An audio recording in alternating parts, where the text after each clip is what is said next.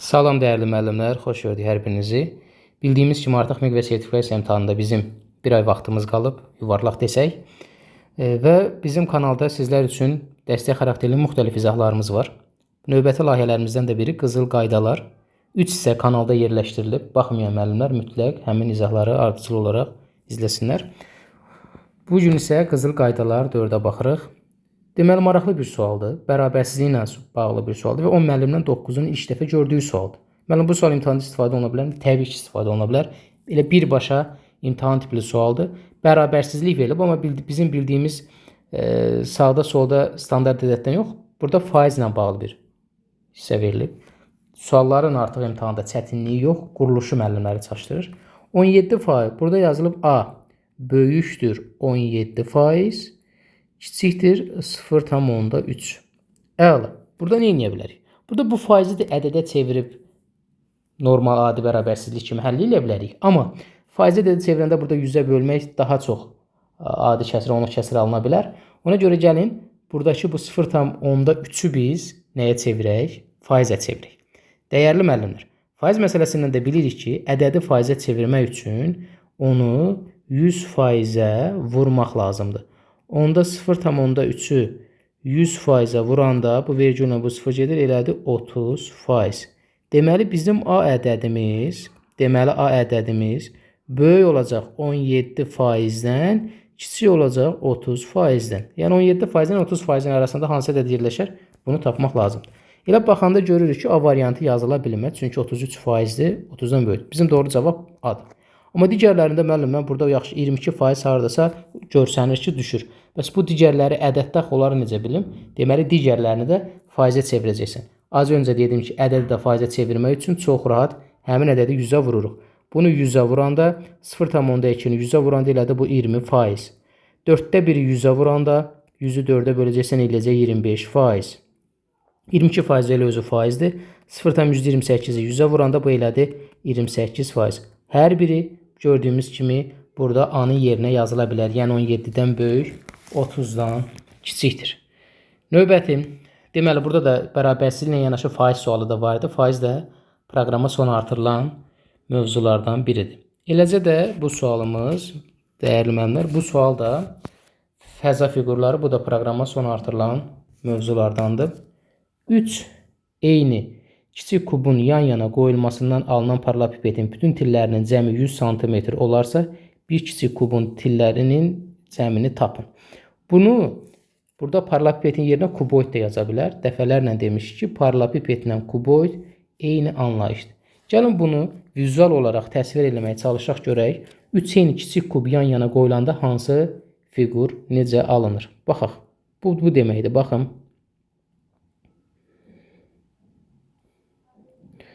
Bu formada bunu aldıq. Deməli bizim aldığımız fiqur, baxın, budur. 3 eyni kiçik kubun yan-yana qoyulmasından. İndi kubun bütün tilləri bir-birinə bərabərdir. Yəni adı, bir tili A-ya bərabərdir. Onda bura adısa, burada adı, burada adı, burada adı, burada adı. Nəticə olaraq, elə bil, bax, bu fiquru almışıq da, dəyərli müəllimlər. Baxın, elə bil, belə bir kuboid almışıq. Baxın bunu. Bax, belə bir fiqur. Bu görünməyən hissəndə qırıq-qırıq xəttlərin. Onda bura 3A olacaq, bura A olacaq, burada A olacaq. Və bütün tillərin uzunluqları cəmidə 100 sm-dir.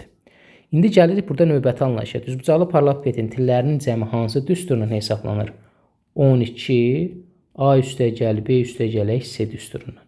Burada da yazıram 12, deməli, daha doğrusu üzr istəyirəm müəllimlər, 4A düsturumuz 4A üstəgəl B üstəgəl C-dir.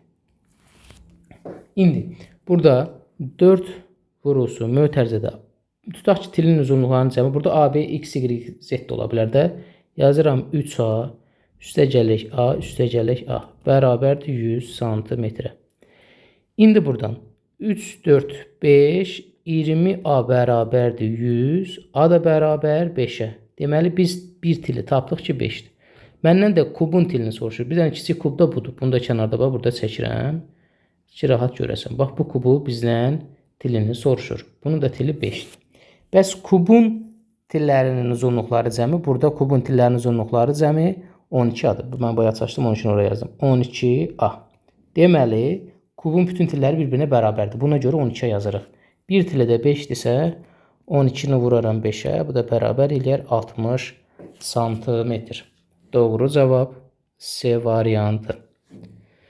Növbəti onluq kəsirlər. Onluq kəsirlər də proqrama sonradan artırılan mövzulardandır. 548 tam 1000-241 ədədində onda birlər və onluqlar mərtəbəsindəki rəqəmlərin cəmi yüzdə birlər və yüzlüklər mərtəbəsindəki rəqəmlərin cəmindən nə qədər azdır? Baxın, müəllimlər daha çox öyrəniblər. Onluqlar, yüzlüklər, onda birlər, yüzdə birlər biraz müəllimlərin çaşdırır. Gəlin bunu da mərtəbə toplananlarına ayrı görə mərtəbə necədir onluq kəsirlərdə ümumiyyətlə necə yazılır? Baxın, onluq kəsirlərin tam hissəsində mərtəbələr bildiyimiz adi natural ədədlərdə olduğu kimidir. Necə ki? Burada baxın, təklik, onluq, yüzlük. Yəni 8 təklik mərtəbəsindədir, 4 onluq mərtəbəsindədir, 5 yüzlük mərtəbəsindədir. Vergüldən sonraki hissə biz buna başqa cür onluq işarələr də deyə bilərik. Necə olacaq? Vergüldən birinci yerdə gələn rəqəm onda birlərdir.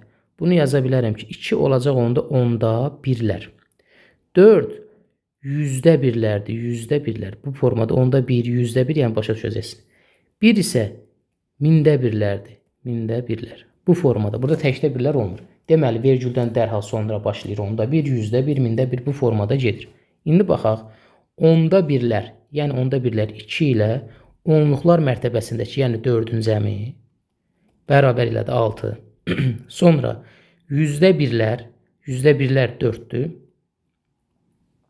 Onda birlərlə ona. Yüzdə birlər 4-dür. Və yüzlüklər də 5-dir. 4-ün üzərində də 5 gəlində 9. İndi bizə deyir ki, bunun cəmindən nə qədər azdır? 6 9-dan nə qədər azdır?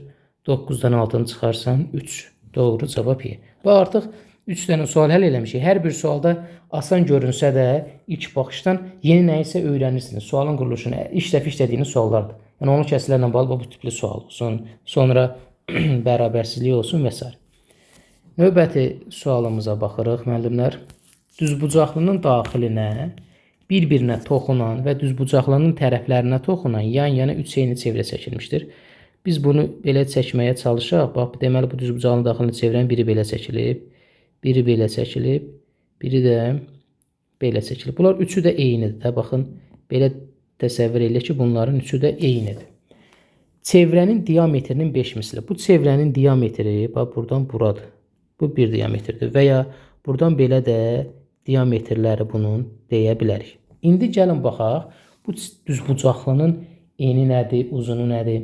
Ümumiyyətlə, düzbucaqlının daxilinə 3 dənə çevrə çəkmişiksə, bunun eni, yəni bax bura, en, bunun bir dənə diametrinə bərabərdir. Bunu qayda kimi əzbərləməyə ehtiyac yoxdur. Baxanda da vizual olaraq görsənir də, bax buradan bir dənə diametr. Onda yazaram ki, en bərabərdir bir dənə diametr. Uzunluq, yəni bax buradan bura qədər olan hissə isə 1, 2, 3. 3 diametrə bərabərdir. Yazıram, bura uzunluq bərabərdir 3 diametr. Əla. İndi çevrənin diametrinin 5 misli, yəni 5 diametr üstəgələk ilə düzbucaqlının perimetrinin cəmi. Düzbucaqlının perimetri də nəyə bərabərdir? 2 vurulsun n-lə uzunluğun cəminə, yəni 3D üstəgələk D bərabərdir 130-a. Bu sadə tənliyimizi həll edəcəyik. Buradan 5 diametr üstəgələk 3 ilə 4, 4 ilə 2, 8 diametr bərabərdir 130-a. 13 diametr bərabərdir 130. Diametr də bərabərdir 130-u 13-ə böləndə cavab elədi 10. Biz diametrimizi 10 tapdıq. Bunu da bizdən soruşa bilər. Sonra radiusla da bağlı nələrsə soruşa bilər. Radiusda soruşsa bunun onun yarısını taparıq. Amma bizə soruşur ki, düzbucaqlının perimetri. Perimetrdə demişdik ki, bura 1D idi, burada 3D idi. Yəni 2 vurulsun 3D üstəgələkdir. Bu məntiqə əsasən 2 vurulsun 3D-nin qiyməti artıq 3 dəfə 10. Yəni bu başa da yaza bilərik də bunu. Ya da belə yazaq. 3 dəfə 10. 30 üstəgələk 10. 40, 40-ı da 2-yə vuranda elədi 80. Doğru cavab C variantı. Bu qədər dəyərli müəllimlər. Cəmi 10 dəqiqənizi sərf edirsiniz, amma yeni bilgilər öyrənirsiniz və ya bildiklərinizi yeniləyirsiniz. Kanala abunə olub paylaşmağı unutmayın. Sertifikasiya imtahanı hazırlaşan müəllimlər üçün yay qruplarımız artıq 1-2 günə başlayacaq. Hər birinizə uğurlar. Növbəti izahlarda görüşərik dəyərli müəllimlər. Hələlik.